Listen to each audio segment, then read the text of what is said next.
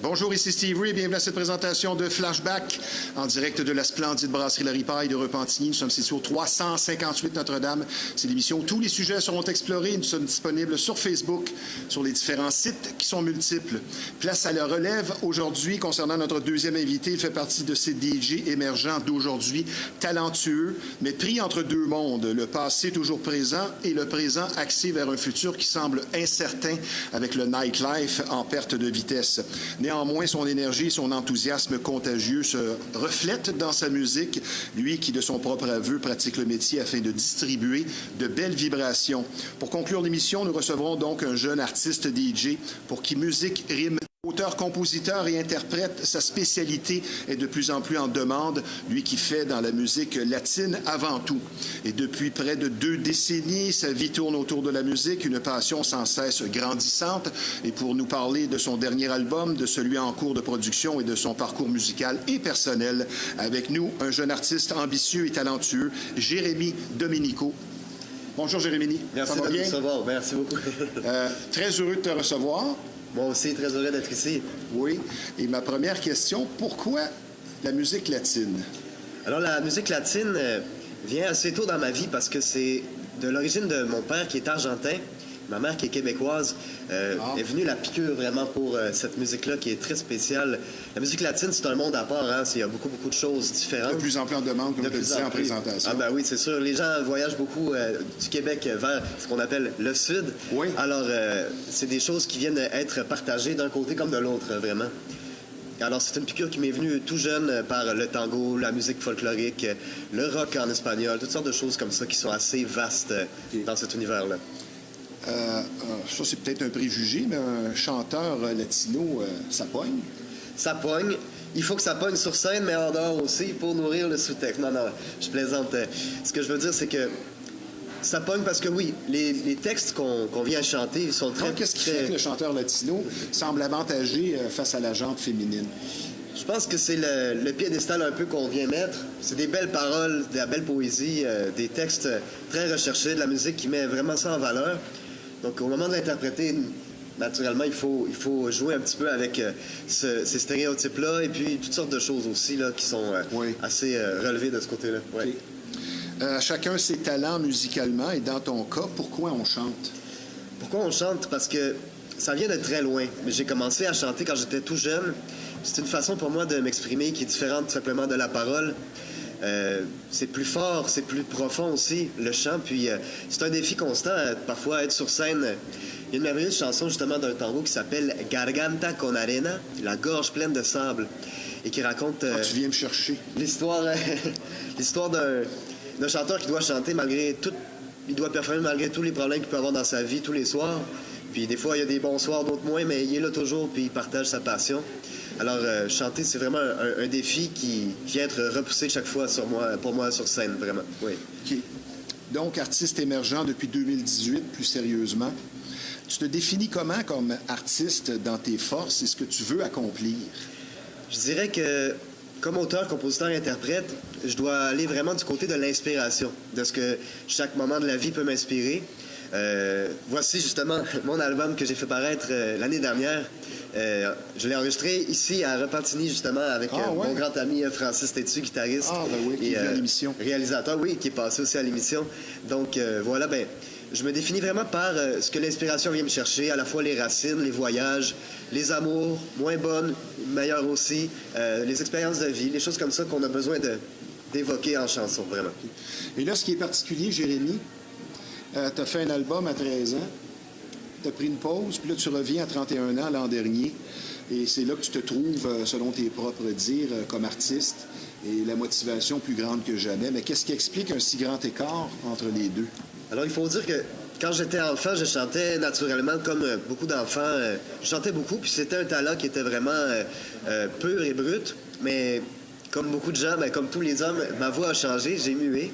Donc, auparavant, j'étais soprano et tout ça. Puis, après ça, ma voix a changé. J'ai dû réapprendre à contrôler puis chanter vraiment avec ma voix. C'était un autre corps, vraiment. Alors, c'est ça. Ça a pris du temps parce que, ben... Et ça a influencé que ta voix s'améliore avec le temps. Absolument. Ça t'a influencé. Absolument, parce que je suis parti vraiment d'un talent brut à apprendre comment chanter, une technique vocale qui puisse être solide, qui puisse permettre de faire beaucoup de spectacles sans être fatigué, qui puisse aller vraiment chercher toutes les capacités de la voix humaine, de sa voix comme chacun. Ouais. Qu'est-ce qui fait une interprétation efficace? Je pense que Chaque son d'émotion?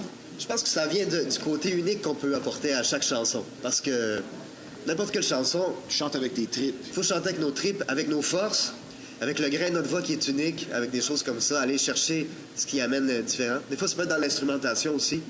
Revisiter une chanson très connue, puis l'interpréter dans un autre style, avec d'autres visions. Ouais. Et qu'est-ce qui fait une soirée réussie pour Jérémy Domenico?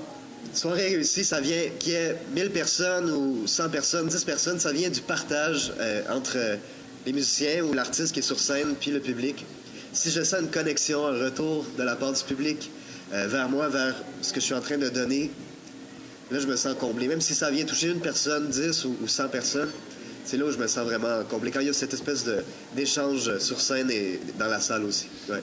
Ce que j'allais dire qui pourrait faire une soirée réussie... avec un préjugé, c'est avec qui tu pars à la fin de la soirée, mais c'est une blague. Est-ce que chanter un chagrin d'amour, c'est une émotion qui est plus exigeante pour le chanteur qu'une chanson qui exprime une certaine joie de vivre? Je pense qu'il y a beaucoup, beaucoup de chansons d'amour qui existent. Hein? Des chansons d'amour, c'est ce qui vient le plus en tête quand on pense à des chansons, tout ça, même en karaoké ou peu importe. Chez vous à la maison pour chanter, si vous avez envie de chanter, probablement c'est une chanson d'amour. Mais je pense que le chagrin d'amour est bien le fun à interpréter parce que on a besoin de vivre ces émotions-là puis de les sortir vraiment avec notre voix, nos tripes. Et puis les chansons, bon, plus allègres, ça peut arriver aussi, puis c'est bien le fun à chanter, mais il faut que ça parte aussi de quelque part. Je pense que ça vient de la respiration aussi.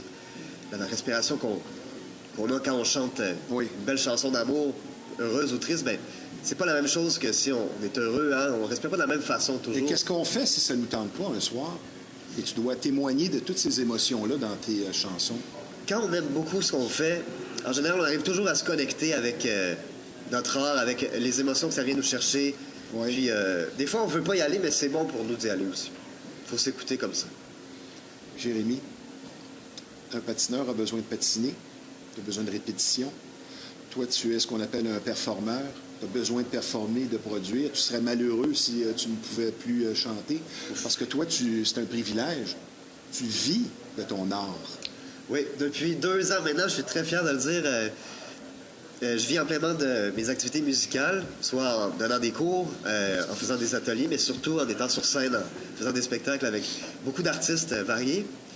Puis c'est vrai que quand ça fait quelques semaines que je chante pas, là, il manque quelque chose. Là. Je me sens comme un peu incomplet. Donc, j'ai l'habitude de faire parfois 2, 3 événements par jour. Des fois, c'est plus calme, 1 ou quelques-uns par semaine, mais quand on en fait moins, là, c'est comme, bon, mais ça, mais il me manque quelque chose. J'ai envie d'être devant des gens, de chanter, de partager des belles choses. Donc, c'est un peu ça là, que je ressens. Tu es né à Toronto, grandi à Gatineau. Ton père est argentin, ta mère est une fille d'ici. Ton premier contact avec la musique, ce que tu m'expliquais, c'est un de tes professeurs au primaire qui jouait de l'accordéon. Et là, tu as pogné la piqûre en 4e année. Et tu es revenu à ça plus sérieusement à 20 ans. Oui, tout à fait. C'était, pour pas divulguer mon âge, j'avais 10 ans à l'âge, c'est ça, vers 2004. Alors qu'il y avait un film très, très populaire qui est sorti, Les choristes, qui a vraiment relancé la musique chorale, mais aussi le chant plus lyrique. Puis ça a été vraiment... un coup de cœur pour moi quand j'étais petit, là, le chant classique, parce que mon prof à l'école, Jackie Lepeintre, que je salue d'ailleurs s'il nous écoute, me faisait chanter tous les matins avec son accordéon dans la salle, dans la classe. Puis à la fin de l'année, j'ai continué à chanter parce que c'était vraiment une passion qui était née pour moi. Puis j'ai voulu poursuivre ce rêve-là. Puis vraiment, depuis l'âge de 10 ans, je sais que je veux faire ça, puis je continue à le faire. Donc j'ai un peu la tête dure, mais c'est ça qu'il faut des fois. Ce que j'ai aimé, Jérémy, de ce que tu m'as dit, c'est que c'est pas d'une façon orgueilleuse ta fierté et tu es conscient que de vivre de son art, ça peut être fragile. Et ma question, est-ce que les sceptiques, que ce soit dans la famille, les amis, parfois c'est les gens les plus proches qui sont les premiers sceptiques, est-ce que ça te motive? Ça me motive parce que des fois, c'est des rêves qu'eux-mêmes n'ont pas voulu ou pu La jalousie, assouvir. finalement. Ça peut être la jalousie cachée ou simplement que parfois, il y a beaucoup de parents qui vont être réticents à ce que leur enfant fasse de la musique pour en vivre parce que ça peut être un milieu assez précaire par moment et tout ça. Mais je pense qu'au fond d'eux aussi, c'est des artistes qui n'ont pas été peut-être honorés à leur façon. Ils cherchent à protéger. Donc, voilà. Ouais. Qu'est-ce qui fait un bon chanteur en 2026? C'est une question un peu particulière parce qu'on vit à l'heure de l'intelligence artificielle. On peut créer des chansons comme ça en un claquement de doigts sans que personne vraiment ait à performer. Mais je pense T'es peut-être un robot, puis je le sais pas. Ah oui, en fait, non, je pense que je suis réel. Mais je pense que ça vient du fait d'être authentique, de pouvoir vibrer pour soi, mais avec les gens aussi. Donc, une question d'émotion encore. Question d'émotion, parce qu'une machine, c'est bien beau, elle peut faire tout parfaitement, mais des fois, l'imperfection, c'est humain aussi. Oui, Il faut honorer exactement. ça aussi. Oui. Ouais. Pour un chanteur, avoir une belle voix, c'est important, évidemment, mais la puissance de cette voix l'est-elle autant? Je pense que c'est important parce que tu sais, on a beau avoir un micro, tout ça, souvent en spectacle, faut raisonner pour soi, puis les émotions qu'on évoque viennent à l'intérieur de nous. Donc si j'ai pas de micro, des fois, ben, on percevra pas toutes ces émotions-là, mais je pense que la puissance, ça fait en sorte que ça sort vraiment de façon pure. L'émotion va guider vraiment la voix, puis ça va guider toutes ces émotions-là à sortir pour le bonheur du public, à entendre, puis tout ça, puis de vibrer vraiment avec les gens. Ouais. Est-ce qu'on peut dire que les chanteurs, les chanteuses ont plus d'émotions à exprimer que le commun des mortels? Je pense que tout le monde a besoin d'exprimer ses émotions. Il y en a qui vont le faire avec le sport, avec toutes sortes d'activités. Les arts, c'est une excellente façon de s'exprimer. Mais les chanteurs, vraiment, on a une grande gueule, faut le dire. Donc, on le fait vraiment en chantant, en parlant fort, parfois en chantant à tue-tête. Donc, c'est une façon de vraiment se laisser aller puis de partager ça. Est-ce que le processus de composition, c'est souffrant pour toi? Exemple, se lever la nuit parce que tu as un calepin ou la guitare pas loin, parce que tu as un accord là, dans la tête, quelque chose. Est-ce que c'est souffrant pour toi? C'est souffrant tant que ça sort pas. C'est-à-dire que c'est comme une naissance. Je sens que j'ai besoin de mettre au monde une chanson. Puis là, j'en ai écrit plusieurs jusqu'à présent, donc 5 déjà qui sont sur cet album-là que j'ai fait paraître. Oui. Et d'autres qui s'en viennent, mais ma tête tourne en boucle jusqu'à ce que j'arrive à terminer cette chanson-là, puis me dire « Ah, OK, là, ça sonne bien, tout ça. » Puis parfois, effectivement, au milieu de la nuit, on a une idée, Ah, ça devrait être comme ça. Ben Pas oui, facile de dormir dans ce temps-là. Ben oui, ben c'est comme si on était éveillé pour Sur le qui-vive. mettre au grain, c'est ça, veiller au grain, c'est ça. Et la fameuse étape du « It's a Rap », c'est assez. Tu dis « OK, j'ai conclu ma composition ». Est-ce que c'est difficile pour toi, ça? Il y a des C'est dosé, c'est juste assez. Est-ce que je rajoute... C'est vrai qu'il y a des moments, il y a des chansons qui sortent comme ça d'un coup, ça dure très peu de temps, peut-être en une journée ou deux, c'est sorti, la musique, les paroles, voilà.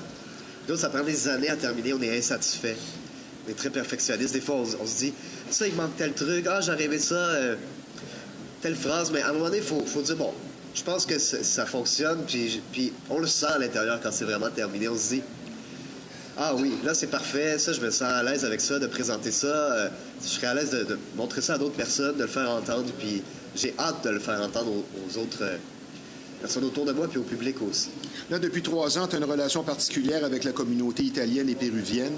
Tu es beaucoup dans la musique latine, français aussi, espagnol, évidemment. Et tes 2 racines, Argentine, Québec, pour toi, te définissent et c'est très important. Et si tu veux, pendant que tu me réponds, montrer ce que tu as apporté. Alors, j'ai apporté justement quelque chose qui évoque bien cette dualité culturelle. C'est une œuvre d'art en soi que j'ai fait faire par une tisserande de l'Assomption ici. Alors, c'est une ceinture fléchée aux couleurs de l'Argentine, donc une pièce très traditionnelle du Québec, là, la ceinture fléchée. Wise. C'est ça. Conjuguer les deux. Alors, c'est ça, il y a les couleurs de l'Argentine, donc on voit ben, le soleil, le ciel de mai que ça représente. Mais la couleur, vraiment, la touche unique d'ici, du Québec, la ceinture fléchée. Donc voilà, c'est quelque chose qui me représente Super. entièrement.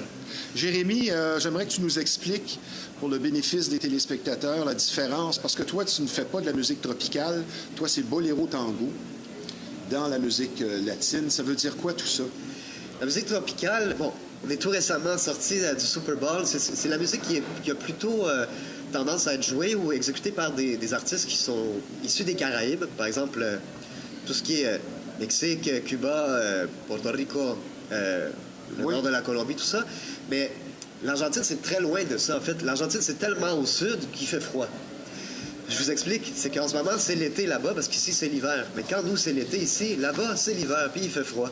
Donc, c'est toute une autre sorte de musique, c'est d'autres origines. Il va avoir plus tendance avec le tango, qui est la musique la plus connue de l'Argentine, mais qui a des racines aussi afro-argentines et tout ça.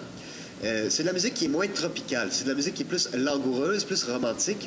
Le boléro vient plutôt des Caraïbes, effectivement, plus anciennement, mais qui a beaucoup voyagé, qui tourne un peu comme les ballades. Un boléro très connu, Bésame Mucho. Ça, c'est une chanson connue internationalement. Donc, ça, c'est des chansons qui peuvent être très connues malgré tout.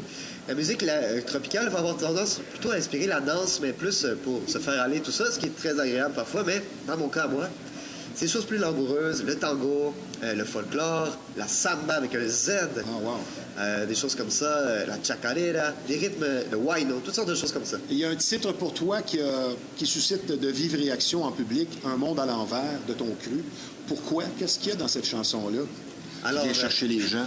Un monde à l'envers, c'est une chanson que j'ai écrite à l'âge de 20 ans, lorsque je commençais à écrire mes premières chansons. Puis c'est très spécial parce que je viens justement explorer dans ce texte-là la dualité entre le Québec et l'Argentine, le fait d'être à la fois issu de l'Amérique du Nord et de l'Amérique du Sud dans mon bagage, dans mon train de vie, dans toutes sortes de choses. Et j'illustre les différences. Puis ça vient vraiment montrer aux gens un peu comment c'est de vivre parfois à distance très loin de nos racines, mais à la fois très proches pour pouvoir les partager aussi, puis les honorer de loin aussi. Donc voilà. Toi qui se qualifie comme un chanteur tout-terrain avec une formation universitaire, un bac, une maîtrise en opéra, ma question, est-ce que les épreuves sont nécessaires à la formation d'un artiste? Je pense que oui, puis ça commence dès l'université, dès la formation, dans les cours, parce que chaque défi, chaque occasion différente dans laquelle on a la chance de performer, nous permet de dire, bon, ben ça, je l'ai déjà fait, c'est pas grave. Si on arrive à tomber à nouveau sur cette situation-là, des choses parfois très particulières, ben on se dit, bon, ben c'est pas grave, j'ai déjà fait pire, puis c'est très formateur, en fait. Les conditions gagnantes, là, parfaites, idéales, qu'on s'imagine, comme si on est une grande star, puis tout ça, c'est très, très rare qu'on ait vraiment ces conditions-là. Il faut performer sur toutes les Il faut faire les choses pour les bonnes raisons. Jérémy, une petite question juste avant la pause. Quels sont tes objectifs à court terme? Alors, à court terme, je suis en train de terminer l'enregistrement et l'écriture Avec Francis. Avec Francis Tétu, mon grand ami guitariste, justement, de 5 nouvelles chansons de mon cru, dans des rythmes afro-argentins. Donc, on va aller chercher justement des sonorités qui bougent un peu plus, issues de l'Amérique du Sud. Alors, cet album-là devrait paraître fin mai, si tout va bien. Donc, c'est quand même très bientôt. Donc, je suis très excité de continuer à enregistrer ça. Et on va pouvoir entendre des rythmes qui peuvent parfois sonner un peu méconnus, mais on va avoir de la cumbia. Tu vas surprendre. Du candombe, de la murga, oui, du huayno, toutes sortes de choses qui sont très vivantes. Oui. J'ai rien compris, mais c'est pas grave. Jérémy, tu dis Francis Tétu, qu'on salue, mon grand ami, mais il me semble qu'il n'est pas si grand que ça. Il ne doit pas faire plus que 5 et 8. 5 Je pense qu'il est... Oui, c'est ça. Il est... Okay. c'est ça. On va prendre une petite pause, mon cher Jérémy. Ça ne sera pas tellement long. On est bien heureux de te recevoir ici à La Ripaille, puisque je vous rappelle que vous regardez l'émission Flashback en direct de la splendide brasserie La Ripaille de Repentigny. C'est un endroit charmant, un personnel souriant, mais surtout accueillant qui vous attend ici sur place. On vous offre d'excellentes assiettes et ce 7 sur 7. Et je vous recommande personnellement la pizza à bois, au four à bois ici, qui est tout simplement inoubliable. Si vous goûtez à notre pizza, bien, vous allez revenir, c'est bien certain. Donc, des spectacles de qualité, une atmosphère appréciée, de tout pour tous les goûts. Nous sommes situés au 358 Notre-Dame, la brasserie La Ripaille, une institution mythique, mais surtout sympathique. Et je vous rappelle également que nous sommes présentement en conversation avec un chanteur de spécialité latine, Jérémy Domenico. Et toujours autant d'activités tant sociales que musicales chaque week-end à La Ripaille de Repentigny. Cette semaine ne fait pas exception. La promesse est tenue, plaisir et musique comme toujours au programme. Demain, jeudi, le 19 février, dès 19h30, la formation officielle de La Ripaille vous attend ici, soit le Powerhouse Band, pour ce qui est dorénavant instauré tous les jeudis, un jam session où le public est invité à venir performer, pratiquer avec nous sur scène. Donc, apporter micro et instruments de musique pour l'occasion. Des musiciens d'expérience vous attendent sur place pour un plaisir musical assuré. Et bonne nouvelle, c'est plutôt rare de nos jours, l'entrée tout à fait gratuite le jeudi. Puis vendredi 20 février, 19h, soirée danse en ligne, comme à tous les troisièmes vendredis du mois, le tout animé par le sympathique Daniel. On vous attend en grand nombre. Les danses en ligne, une activité musicale toujours très populaire.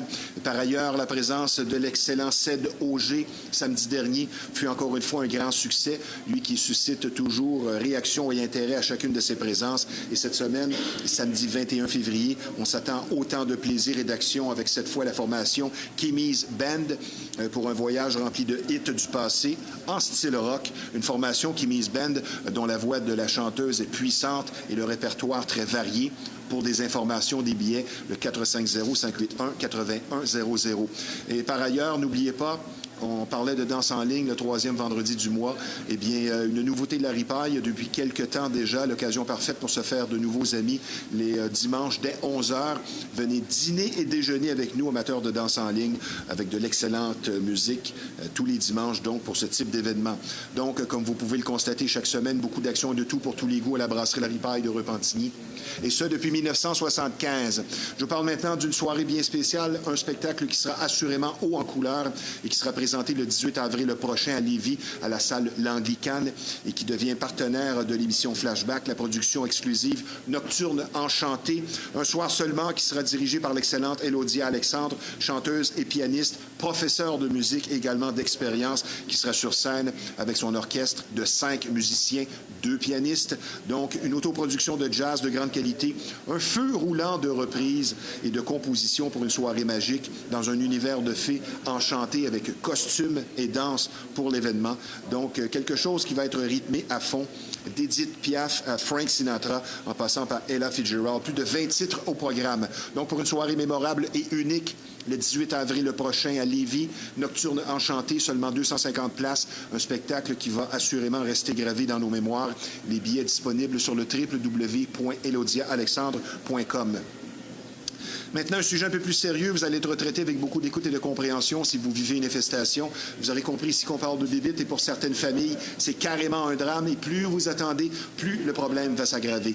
Donc, si vous vivez une infestation, vous aurez compris ici qu'on parle de bébites. La solution, c'est Rive-Nord Extermination. C'est près de 40 années d'expérience qui vous attendent sur place. Une entreprise familiale très sérieuse et un service personnalisé. Donc, la solution à une infestation, Rive-Nord Extermination, le numéro de téléphone dans le 450-582-6706. Mon cher Jérémy, qu'est-ce qui fait qu'une chanson va perdurer et traverser les époques? Ce qu'on appelle un chef-d'œuvre. Je crois que ça vient du fait que c'est universel. Le sujet, il peut être vraiment varié, mais ça vient toucher tout le monde, à peu importe l'époque. Il n'y aura pas nécessairement... Il y aura quelques éléments qui vont être très précis, c'est qu'il n'y aura pas des choses actuelles qui vont être évoquées, parce que ça vient vraiment...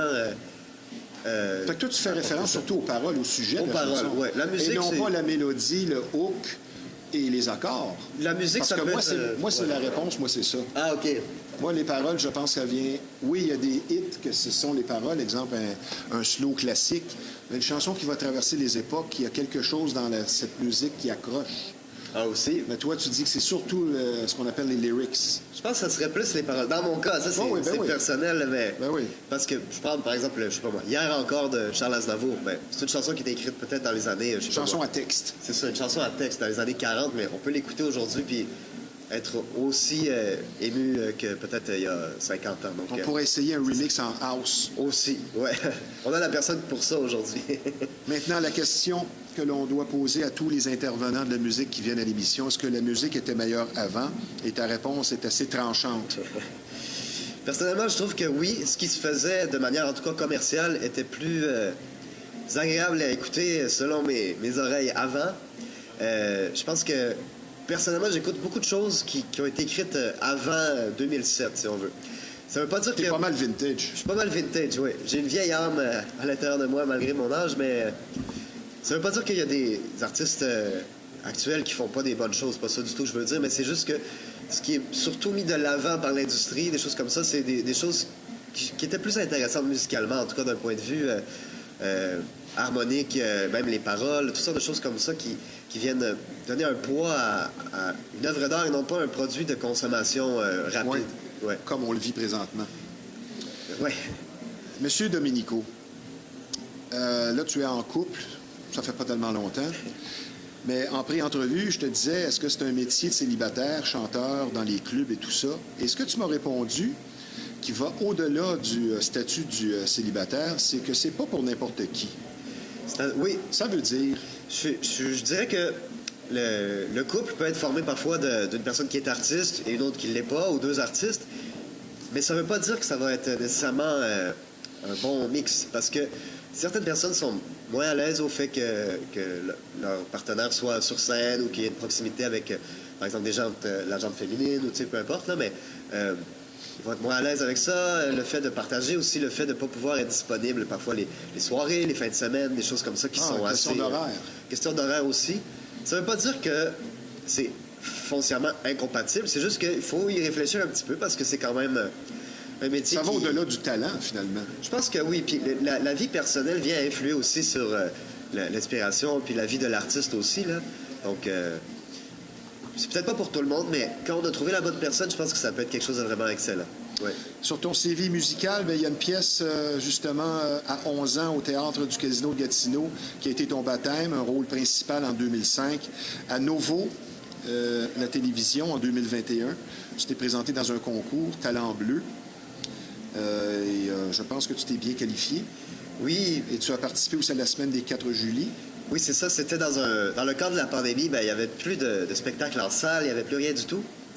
Alors, je me suis dit, je ne vais pas perdre mon temps. J'aimerais ça contribuer quand même à me faire connaître malgré le fait qu'il n'y ait plus de spectacle en personne. Donc, je me suis inscrit à ce concours-là, puis je me suis rendu en demi-finale de ce concours-là. Puis c'était un superbe concours qui mettait en valeur les régions du Québec. Donc, j'ai eu la chance de mettre en valeur la région dans laquelle j'ai grandi, qui était l'Outaouais. Donc, je salue tout le monde. Ben oui, puis tu as participé justement à des événements pour le Pérou. Oui. À Saint-Léonard en 24 et 25, Théâtre Maisonneuve en 2022, le spectacle Tango. J'étais le chanteur principal. Donc, toi, les festivals et les petites salles intimistes, c'est ce que tu aimes le plus parce que tu as un contact plus direct avec les gens. Oui, ça me parle beaucoup parce que après, on a la façon de dialoguer et tout ça sur scène, mais aussi après qui est très intéressante. Puis, je trouve que ça ne veut pas dire que j'aime pas faire des spectacles à grande envergure du tout, mais je trouve que le contact... Il y a quelque chose de plus. Il y a quelque chose de spécial, en tout cas pour la musique que je fais. Et ça vient prouver que tu fais les choses pour les bonnes raisons. Peut-être ça veut dire ça aussi. En tout cas, je fais pas ça pour remplir une salle, faire de l'argent en remplissant le plus de monde possible. Je pense qu'il faut partager ça d'une façon qui reste... Ce qui m'amène en transition à ma prochaine question, c'est qu'être un artiste, c'est un mode de vie. C'est pas seulement ce qui se passe sur scène ou sur disque. C'est de l'ensemble de la chose. Tout à fait. Bien, moi, je suis toujours en recherche d'inspiration, des rencontres, des gens, tout ça. Des voyages, des occasions qui puissent nous marquer. Puis, vraiment changer un peu notre façon de voir la vie, voir les choses. Puis, c'est un rythme de vie un peu particulier parce que on peut arriver à se coucher tard, on mange pas aux mêmes heures, on est toujours un peu sur la route, un peu partout. Mais c'est un choix de vie. Ça vient être toujours différent, mais la routine d'être toujours différente. Je pense que tu aurais de la difficulté à travailler sur une chaise 9 à 5. Je l'ai essayé pendant la pandémie, puis... mais si tu chantes en même temps... C'est difficile. Ouais, ça peut être quelque chose... ça peut aider. Mais je peux charger plus cher parce que je chante en même temps. Oui. C'est 2 salaires. Est-ce que la discipline personnelle, selon toi, est très importante pour l'artiste? Mais là, en ce moment, c'est les Jeux olympiques. Je pense pas que ces gens-là soient arrivés... en claquant des doigts puis en bâclant leur entraînement. Là. Je pense que pour être musicien et tout ça, il faut beaucoup pratiquer, s'échauffer avant les performances. Ça demeure notre corps, puis ça demeure essentiel pour performer pour la qualité, autant pour le public que pour soi. Là. Jérémy, quand tu me dis « je suis extrêmement spirituel », j'aimerais que tu me donnes ta définition de ce que c'est que d'être spirituel. Je pense que la spiritualité vient de l'introspection, de savoir ce qu'on peut avoir à offrir aussi comme personne. S'auto-évaluer, ce qui est si difficile. Oui. Oui, parce que dans un monde où on peut tout consommer rapidement, il faut voir un peu qu'est-ce qu'on a à offrir qui est différent aussi. Je pense que ça vient de ce côté-là. Ouais. Toi qui joues du piano, un peu de saxophone, quand tu fais tes compositions, un petit peu de percussion, il y a une chanson hommage à Lionel Messi, Anto Léo, qui est vraiment ta chanson. Oui, ça, c'est une chanson que j'ai écrite l'an dernier. Puis, cet été, on a la chance d'avoir la Coupe du monde de soccer qui s'en vient. Parfois, au Québec, les gens ne sont même pas au courant. Mais c'est un gros événement mondial. Tu pourras le rencontrer. Avec joie, moi, je dirais pas non, parce que c'est une chanson que j'ai écrite en hommage pour Messi qui est en relation avec sa copine depuis l'adolescence. Puis, Un type sérieux. Il se fait même pas prendre en photo de proche avec les femmes, savais-tu ça? Par respect peut-être pour Pas sa de contact relation. pour pas qu'il y ait aucun montage ou de sous-entendu. J'aimerais que tu me nommes une chanson que tu interprètes qui t'amène le plus au 7e ciel. Alors, c'est une chanson dont j'ai Qui parlé vient un te petit peu, chercher à chaque fois que tu l'interprètes. c'est une chanson qui se retrouve sur mon album qui s'appelle Vivre avec son temps. C'est une chanson qui est un peu intemporelle dans les couleurs. Je suis allé chercher des couleurs des Andes, donc la chaîne de montagne qui traverse l'Amérique du Sud. Et puis, c'est des couleurs vraiment du temps des Incas, même avant, mais qui est une chanson pop, avec un langage très pop en français. Et puis sur ce numéro-là, sur scène, je fais de la danse et tout ça. C'est haut en couleurs, ça ferme souvent le spectacle. Et puis, c'est une chanson qui vient vraiment me chercher parce que c'est en français, c'est un rythme très sud-américain. Puis j'arrive à le partager vraiment à ma façon. C'est une création de mon cru, donc c'est vraiment une de mes chansons préférées que je fais sur scène. Oui. Je te pose 2 dernières questions en terminant. Tu me réponds par un nom, un mot ou une phrase. Si tu résumais ta carrière jusqu'ici, justement, par une phrase ou un dicton. Pierre qui roule, n'avance pas bourse. Ah, j'aime ce que tu dis. Et un commentaire sur les relations hommes-femmes d'aujourd'hui. Je pense qu'aujourd'hui, en 2026, Commentaire évidemment triste. ça a beaucoup évolué. Depuis MeToo, je pense qu'on a plus conscience des choses, tant les hommes que les femmes, par rapport à l'approche qu'on peut avoir. Je pense qu'il faut apprendre une prise de conscience personnelle sur ce qu'on peut avoir. C'est toujours délicat, hein? Mais il faut que ça demeure pour le plaisir et tout ça aussi. Il ne faut pas tout sacraliser. Puis, C'est exactement. Il ne faut pas généraliser. Prestations à venir, Jérémy? Alors, j'ai quelques prestations un peu plus tard Pour au quelqu'un qui printemps. voudrait te voir Au performer. printemps. Suivez-moi sur les réseaux sociaux, je publie tout à cet effet. Donc, Jérémy Domenico. Et au mois de mai Voilà. pour ton prochain opus. Oui, absolument. Ça va être à suivre parce que je vais faire un beau spectacle de lancement. Merci de ta présence à l'émission Merci beaucoup pour l'invitation. et je te souhaite tout le succès mérité de vivre encore ta passion et de vivre de ton art. Et je te dis tout simplement, Jérémy Domenico, à bientôt. Merci Merci beaucoup. d'avoir été des Au nôtres. revoir. Maintenant, pour un coaching individuel ou en entreprise, parlons croissance personnelle et professionnelle. Vous sentez qu'il est temps d'avancer et de changer et surtout de ramener la passion au cœur de votre parcours. La solution simple, efficace, c'est Sylvie Côté, surnommée la passionnatrice. Sylvie Côté est une femme dynamique présentant un CV académique et un vécu conjugué à son talent naturel de communicatrice, idéal pour atteindre votre plein potentiel. De multiples formations sont offertes pour un progrès assuré. Une approche personnalisée afin de travailler sur son pouvoir intérieur et ainsi faire face aux défis et enjeux au quotidien. Plainte de clients difficiles, motivation défaillante, atteinte des objectifs de vente et civilité. Éthique au travail aussi notamment. Sylvie Côté vous redonnera énergie et motivation afin d'être l'élément productif au sein d'une équipe qui passera au niveau suivant et supérieur.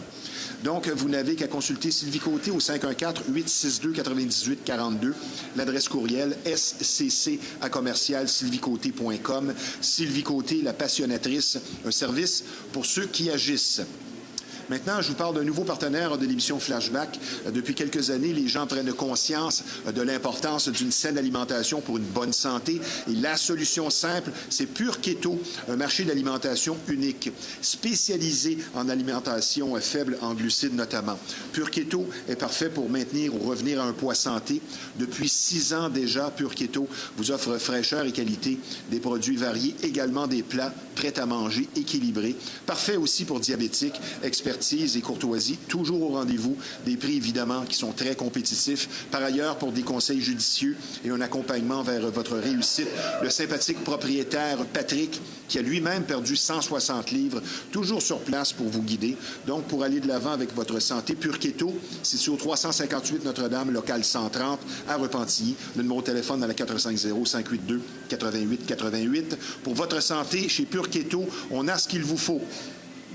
Je vous parle maintenant d'un endroit spécialisé dans le domaine de la mécanique et de son entretien et qui propose un rendement des plus crédibles et reconnus. L'atelier de mécanique Fast Tuning pour la qualité d'un service exclusif à des prix compétitifs, un personnel accueillant, un service compétent, spécialisé aussi en véhicules européens, une bannière existant déjà depuis près de 20 ans, donc une fiabilité reconnue et appréciée. Un garage pour faire du millage, comme dirait l'autre. Donc, Fast Tuning, c'est sur 223 Notre-Dame à Repentigny. Le numéro de téléphone dans le 450-470-1333. Le client est notre priorité, notre promesse, un service de qualité. Nous enchaînons maintenant autour de notre deuxième invité. La musique et le talent d'aujourd'hui n'ont rien à envier au passé, malgré une façon de vivre le nightlife très différente d'il y a 20 ou 30 ans. Notre invité arrive à performer et à se faire un nom au sein du DJing d'aujourd'hui, grâce surtout à son énergie et son désir continuel de performer. Et pour nous partager ses ambitions, ses motivations et sa façon de pratiquer son métier, avec nous, un jeune artiste émergent, DJ Deep Shot, Francis Bré.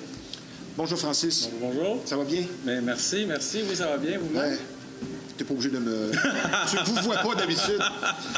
Deep Shot, de nos jours, est-ce que les DJ sont un peu des personnages? Je pense que... Contrairement à ce qui a été vécu il y a 30 ans, disons. Ben, il y a beaucoup plus d'artistes aujourd'hui qu'il y en avait avant.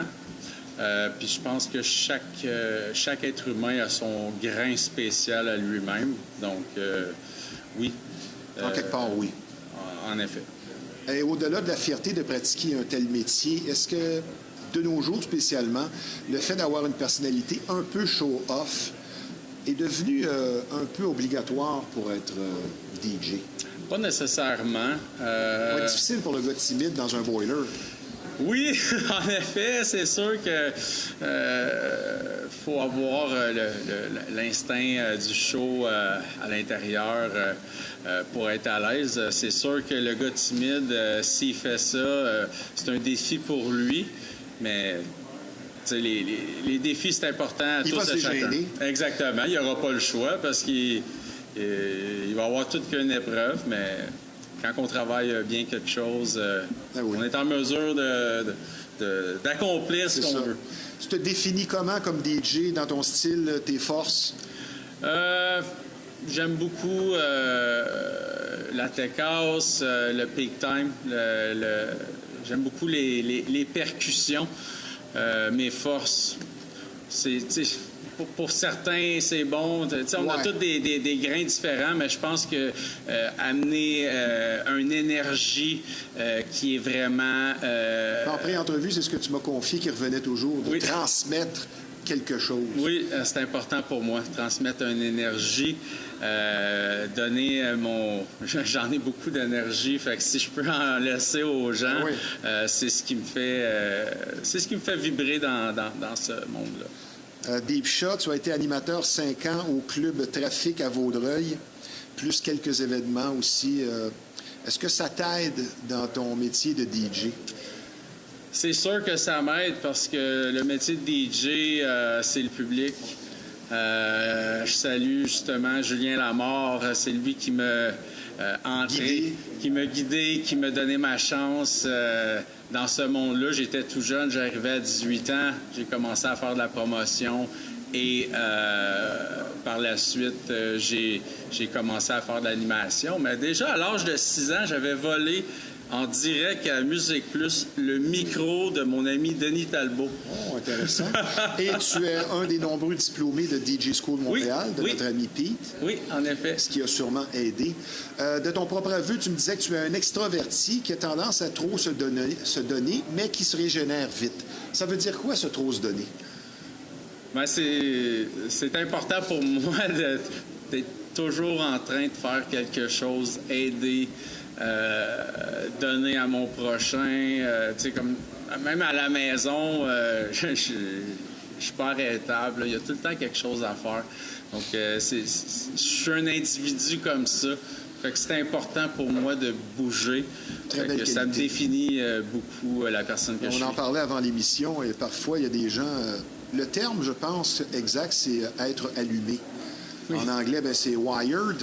Et c'est difficile à comprendre pour quelqu'un qui dort au gaz constamment, de voir l'autre qui a beaucoup d'énergie, mais aide-toi, le ciel t'aidera. C'est ce que je dirais à ceux qui dorment au gaz, mais en tout cas. Mais chacun, c'est sa façon de faire. Là. Moi, je suis confortable là-dedans.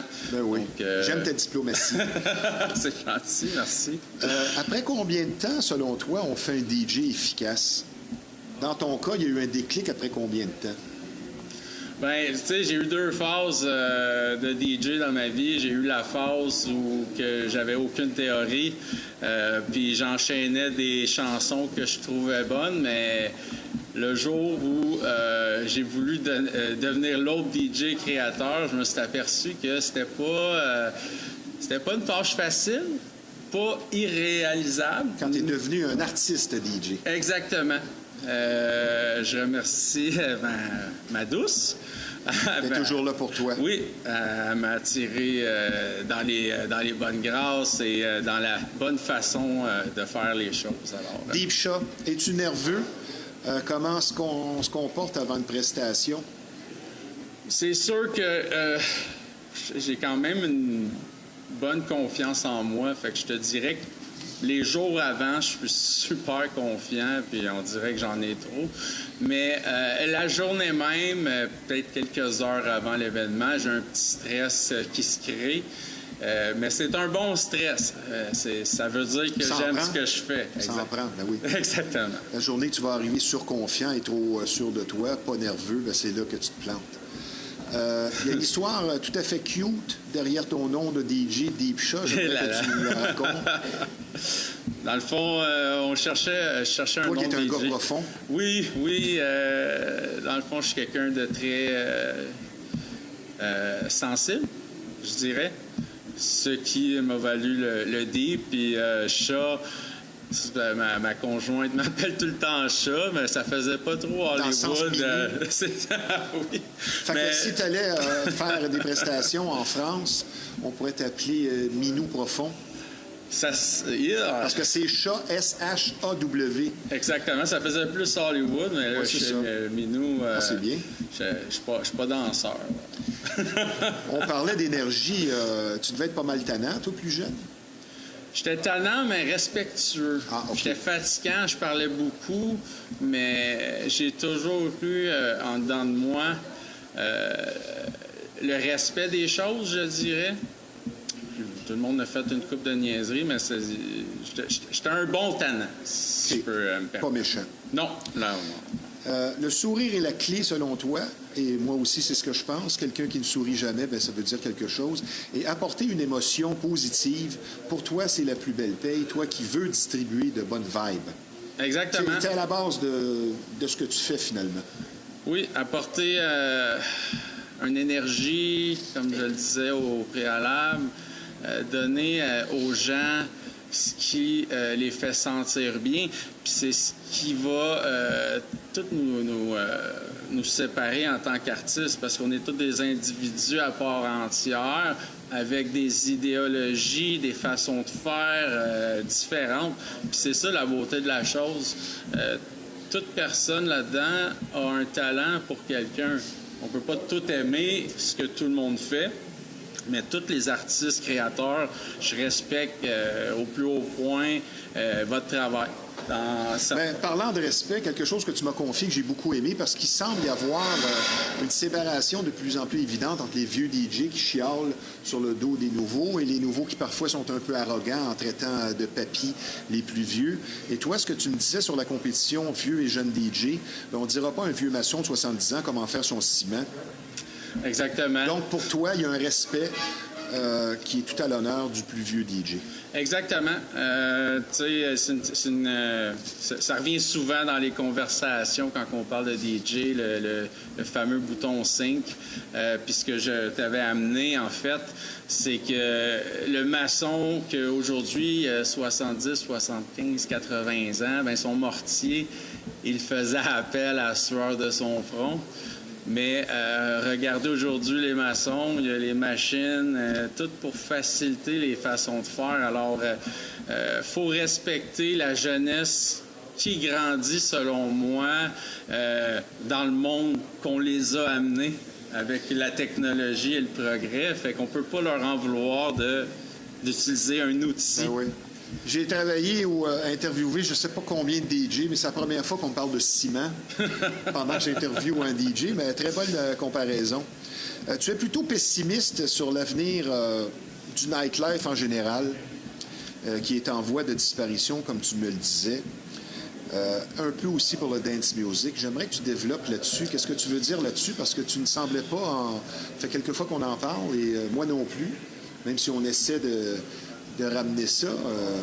Oui. Selon toi, qu'est-ce qui explique et qu'est-ce qui pointe à l'horizon? Ben, moi, ce que je crois, c'est que les goûts, les façons nouvelles sont différentes qu'auparavant. J'ai vécu le nightlife. Je veux pas que les gens soient jaloux, mais... T'allais au Red Light. Red Light... Moi, j'ai la liste des clubs, on va en nommer tantôt. Bon, ben parfait, ça. À chaque jour que tu faisais. C'est différent. L'approche humaine est différente aujourd'hui. Tout est plus téléphone, photo. On consomme. C'est ça. Puis j'en veux pas à ça parce que on a tout embarqué là-dedans ensemble. Fait que c'est pas de la faute C'est de la comme n'importe génération. quoi, il y a du bon et du moins bon. Exactement. Mais le nightlife qu'on a eu dans les années 2000, fin 90 pour certains, c'est une ambiance qui était unique. Les gens allaient là danser, changer les idées. Cruiser. En Ça, c'est effet, une autre chose qui ne se fait cruiser. plus en personne. Oui, c'est ça. Tout se Faut que fait tu passes par en une arrière des application. machines. Mais le nightlife est en chute libre. Les coûts sont rendus tellement... le coût de la vie est dispendieux. Puis beaucoup de gens qui vont être très bien équipés, ils vont préférer inviter les gens chez eux, puis arriver avec leurs propres choses à boire. Tu sais, c'est rien pour enlever au commerce qui vendent leur stuff, qui leur est vendu encore plus cher, mais la vie aujourd'hui est tellement dispendieuse que ça va... Ça porte à moins sortir dans les établissements, moins souvent, en fait. Chaque DJ a ses forces, et peut-être ses côtés moins forts. Et quel point cherches-tu toujours à améliorer dans tes prestations d'une fois à l'autre ou quand tu pratiques? Bien, la pratique, c'est comme le hockey. Là. Tu veux lancer top net à gauche, mais il faut que tu lances top net à gauche. Dans le fond, toi qui es moi, un joueur de hockey, un grinder. Oui, en effet, j'aime ça. J'ai beaucoup d'énergie. Mais y a-t-il Fait que un point particulier? Tu te dis, moi, là, ça, c'est important, puis je veux toujours améliorer ce point-là. Ben, c'est m'améliorer. Le DJing, c'est un monde tellement ouvert, de tellement de possibilités. Chaque fois que j'embarque sur le mixeur, ben, je veux être meilleur que j'étais la veille. Des points en particulier, être DJ, c'est un tout. Tu peux pas juste améliorer une chose. Tu grandis dans toutes les sphères du DJing en pratiquant. Fait que tout s'améliore en travaillant fort. Il y a 2 semaines, oui, c'était la fête d'Arroche. Oui, en effet. Avec votre événement dont j'ai parlé, Hear Me Out, oui, au Club Taverna. En effet. Tu retiens quoi de cette soirée en une phrase ou deux? Du plaisir, des sets de DJ qui étaient vraiment sa coche. De Roach qui est dans l'industrie, ça fait tellement longtemps. Il est parti un moment, il est revenu.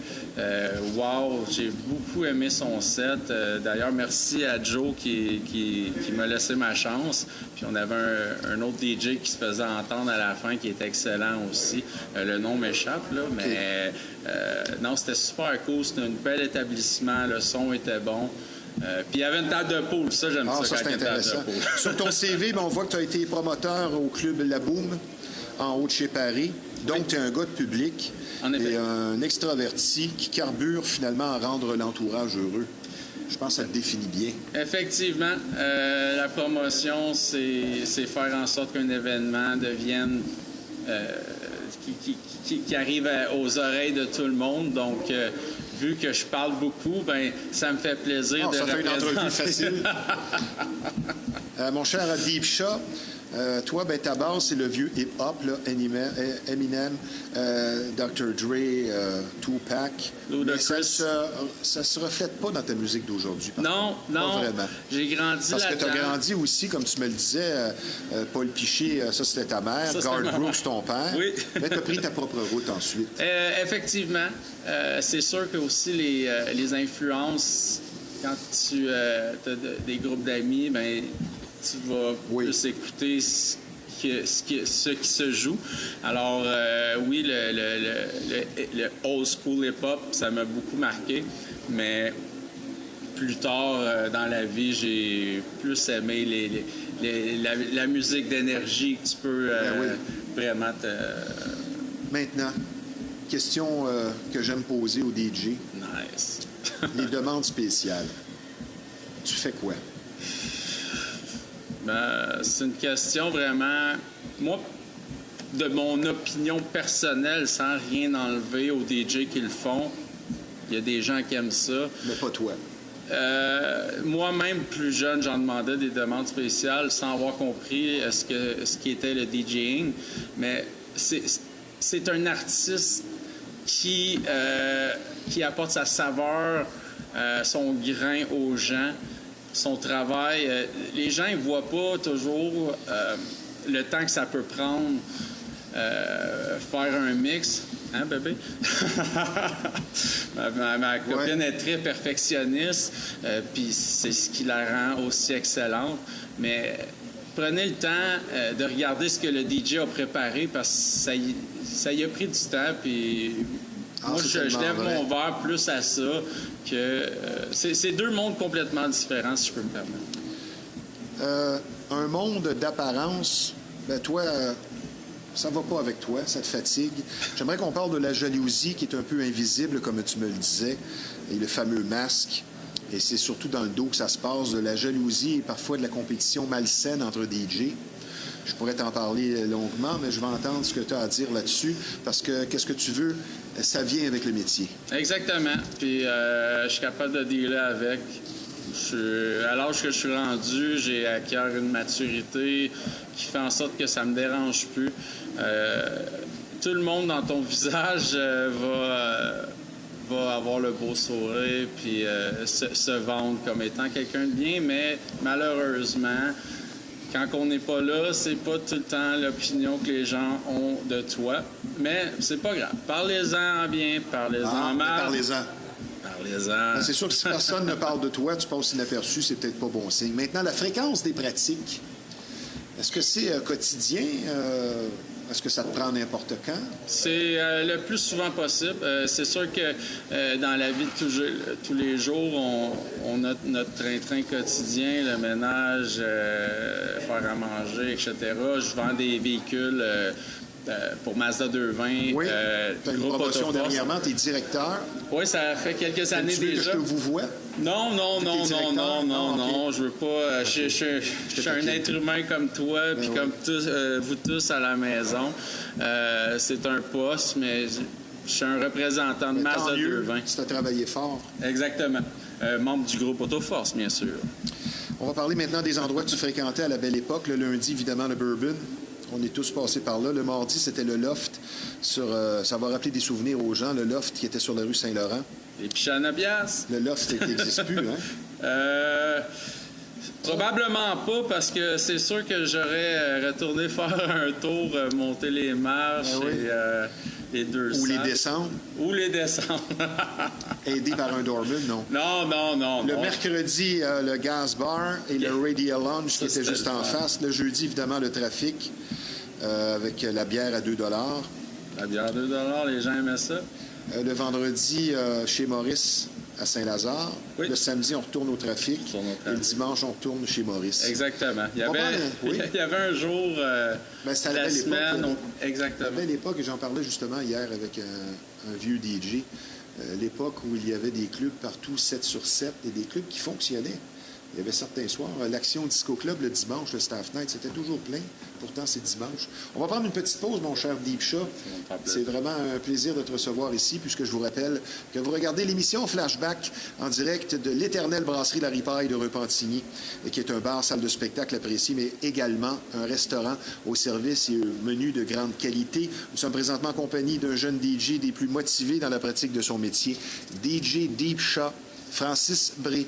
Maintenant, l'aspect financier de la vie semble prendre de plus en plus de place et afin de vous éviter un stress quotidien inutile en rapport avec votre situation financière pour une approche efficace et surtout sincère, la solution, c'est Shorna Astin, experte conseillère en sécurité financière. Et les services sont nombreux pour l'analyse de vos besoins financiers, l'amélioration du crédit, l'élimination de dettes, la planification de votre retraite, les régimes d'assurance vie notamment. Tout ceci dans l'objectif d'une indépendance financière que vous méritez. Et les connaissances vastes en finances de Shorna vous aideront pour sûr à garder le cap ou redresser votre situation.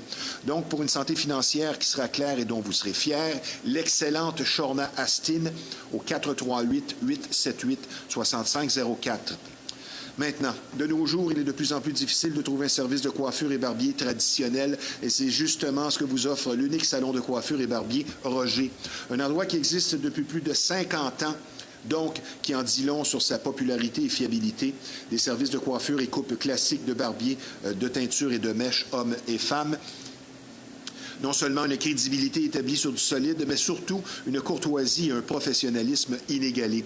Un salon impeccable où vous serez servi avec le sourire. Le salon de coiffure Roger, reconnu tant pour la qualité que la gentillesse du personnel, avec ou sans rendez-vous, situé au 313 rue Notre-Dame à Repentigny, le numéro de téléphone dans le 450-582-2525. Le salon de coiffure et barbier Roger pour une satisfaction et un service de qualité assuré. Deep Shah. L'aspect insoupçonné peut-être du public le plus exigeant d'être un DJ serait?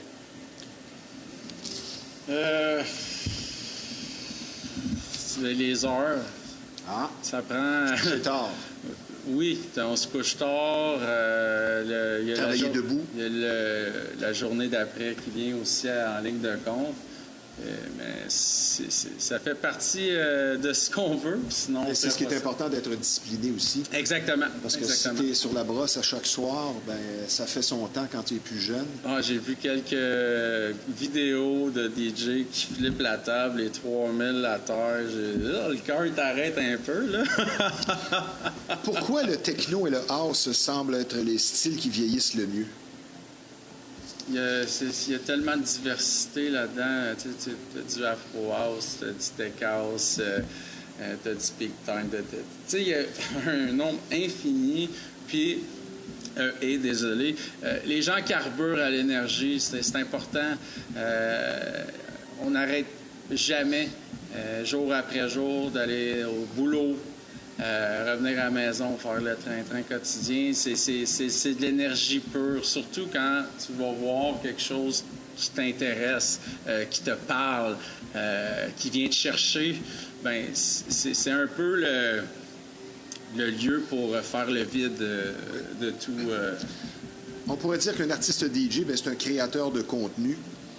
Il parle avec sa musique et sa console. Exact. C'est comme je disais au préalable, chaque DJ chaque mix que tu prépares pour une soirée, c'est une création qui part du point A puis qui finit au point B. Mais la route entre les deux... On ne pourra jamais recréer parce que chaque soirée est différente. Exactement. On va parler un peu de ta carrière de joueur de hockey. Oh! Tu as joué toute ta vie? Oui. Est-ce que ça se reflète dans ton métier de DJ? Parce que tu te qualifies de joueur grinder, celui qui va dans le coin, qui se tient devant le filet, qui n'a pas peur du jeu robuste. Est-ce que finalement, ça peut t'aider dans ton métier de DJ? Oui, je te dirais. J'ai un attrait Je pense que oui. De fonceur. Je parle beaucoup, j'ai pas peur d'aller vers les gens pour me faire connaître. Je suis pas quelqu'un de gêné, puis je sais que dans ce monde-là, si tu joues pas un peu de l'épaule pour rentrer, ben tu vas être soumis au silence, mais moi, je suis pas capable de rester en silence. Je veux je veux que les gens m'entendent parce que j'ai beaucoup à dire vis-à-vis les créations de mix que je fais pour les gens. J'aimerais que tu nous parles un peu de ton SoundCloud. Oui, j'ai un SoundCloud Deep Shot. À ce jour, j'ai une vingtaine de mix de créés. J'en ai un peu moins qui sont publics. Dans le fond, mes premiers mix, souvent, je les mettais sans regarder, puis... Ouais. Dans le fond, ça me dérangeait pas. J'en ai effacé quelques-uns qui avaient beaucoup d'erreurs dedans en comprenant la game, mais j'ai du point 1, mon premier mix, il y a quelques... Je voulais toujours me rappeler de où ce que je suis parti parce que c'est important, ça me définit en tant que personne, puis ça définit la route que j'ai prise pour me rendre là où je suis. Mais je suis d'accord avec toi que ce qu'on va mettre sur les réseaux sociaux. Exemple, on en a parlé de ça, mettons, la revue musicale, la célébration du dance music, Flashback. Certains DJ vont dire, ben là, on va le publier. Mais premièrement, si tu veux écouter Flashback, viens. Oui. Donne pas ton contenu gratuitement comme tant d'artistes se font flouer aujourd'hui. Et deuxièmement, l'écouter quand tu n'étais pas présent, tu vas peut-être déceler quelque chose qui te paraît une erreur, mais sur place, les gens criaient. Pas compte, c'est ça. C'est ça. C'est quoi le pire défaut du DJ? Le pire défaut, c'est peut-être le côté... c'est même pas un défaut. T'sais, chaque être humain a ses qualités puis ses défauts. Fait, être perfectionniste à outrance? Parce que c'était ma dernière question, justement. C'est même pas un défaut être perfectionniste à outrance. Chaque individu, à part entière, ont leurs qualités, leurs défauts. Le DJ travaille fort. Je pourrais pas dire. C'est celui qui se prend au teint, puis ça serait un défaut. Oui, j'ai une réponse là-dessus. Celui qui se croit au teint, qui est sur son nuage, puis qui se rappelle pas de où il est parti. Il se croit. Exactement. Ça, ça lui appartient, puis je souhaite le bonheur à tout le monde, puis le succès à tout le monde. Mais c'est plate que certains ne se rappellent pas quand ils ont commencé parce qu'il y a tellement de talents émergents qui s'en viennent. On en a deux aujourd'hui, deux bons. Merci, j'apprécie. Mais c'est important. Événement à venir, mon cher Deep Shot? Événement à venir, on est pour parler, on a 2 dates qui s'en viennent. On pourra les annoncer super sur Facebook. Cool. Effectivement, à la microbrasserie du Vieux Canal à Valleyfield. Oui, parce que vous y étiez à la Saint-Valentin. Oui, exactement. L'été, ce qui est le fun, c'est que c'est au 3e étage, à ciel ouvert. Avec une petite brise. C'est tellement une belle place. À ciel ouvert, quand il pleut aussi, ça donne une touche. Oui, mais il y a un petit... Il y a un certain toit, mais c'est de toute beauté avec les régates de Valleyfield qui s'en viennent. On va avoir le beau temps s'en vient. De beaux événements à annoncer sous peu. Ben, je te remercie de ta présence à l'émission et je te souhaite beaucoup de répétitions et de succès que tu mérites. Et je te dis tout simplement, Francis Bré, DJ Deep Shot, à bientôt. Merci d'avoir été des nôtres. Ça fait plaisir. Merci. Maintenant, si vous avez des idées noires, il ne faut pas laisser celle-ci l'emporter. Une cause que nous avons à cœur ici sur Flashback. Je vous donne des numéros de téléphone pour une écoute active. 1-866-APPEL, tel aide dans le 514-935-1101 ou tout simplement le 988.